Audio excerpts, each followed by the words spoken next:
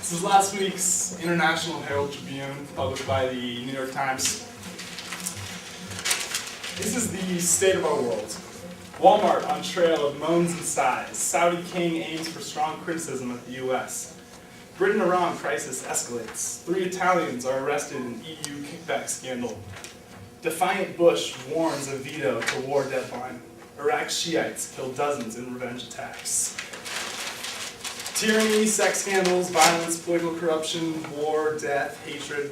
These are not uncommon headlines. On the contrary, these are the topics that we expect to fill the pages of our newspapers. Every morning we wake up to the dire reminder that, the dire reminder, eerily reminiscent of Thomas Hobbes' principles on morality, that life is solitary, poor, nasty, brutish, and short. Now, we are desensitized to these evils. We have been conditioned to believe that we're surrounded by oppression.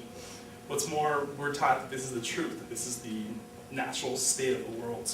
If we're ever going to make it, if we're ever going to have our voices heard, if we're ever going to become something, rise to the top, if we're ever going to successfully have our needs met, we have to compete fiercely in this war of all against all, capitalizing on our fellow man's shortcomings. If you get a job, you get the job because you are more qualified than all the other applicants. You get an A on a paper because your work was superior than the average work. Your girlfriend dates you because she believes you're the best fish in the sea. Now, in our world, our nation, our city, our school, we become so entangled in our struggle for individual achievement that we forget to acknowledge and respect the needs of other people. I've been volunteering at the Emergency Family Assistance Association Food Bank since January of 2006.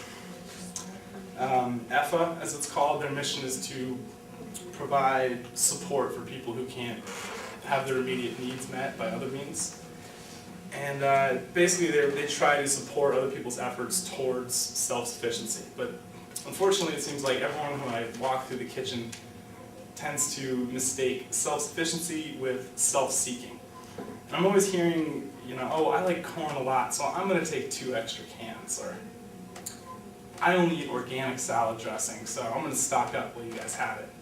Or, ew, your powdered milk is disgusting. I want another carton of regular. Now, when I try to explain to these people that, well, if you take more than your allotted amount, then someone else isn't going to get anything, they really don't hear that. They're so caught up in their own individual struggles in this crazy world and their personal desires to get out on top that they just don't listen to me. Now, I understand that it would be kind of pretentious and haughty if I were to assume the speech is going to change the world or convince anyone in here to become completely selfless. But that's not what I'm asking. Tomorrow, when I'm done, regardless of how you all respond, there will continue to be injustice, suffering, and exploitation in the world.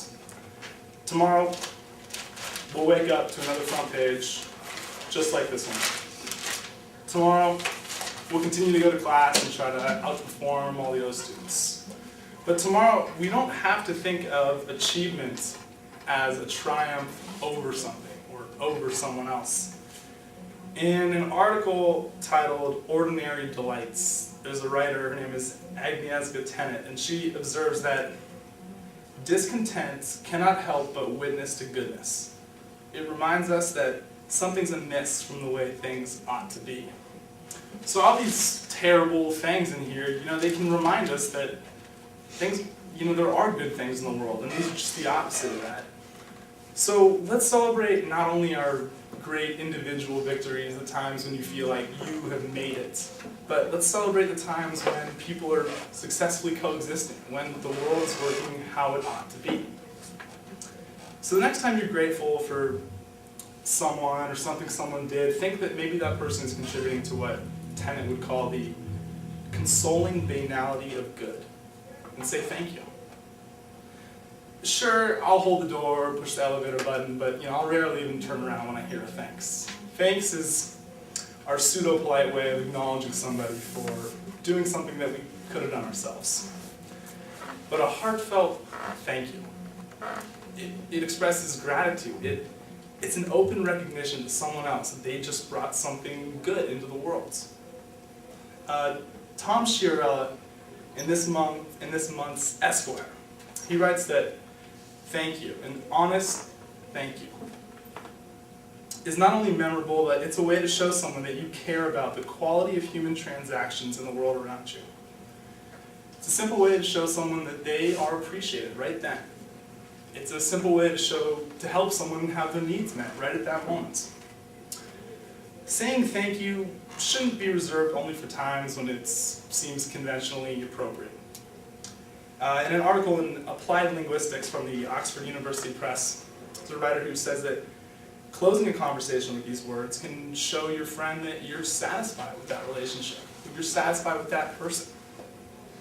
So the next time you honestly appreciate another person, whether it's for their ideas, or their smile, or their friendship, or just their presence, slow down, look them in the eyes, and say thank you.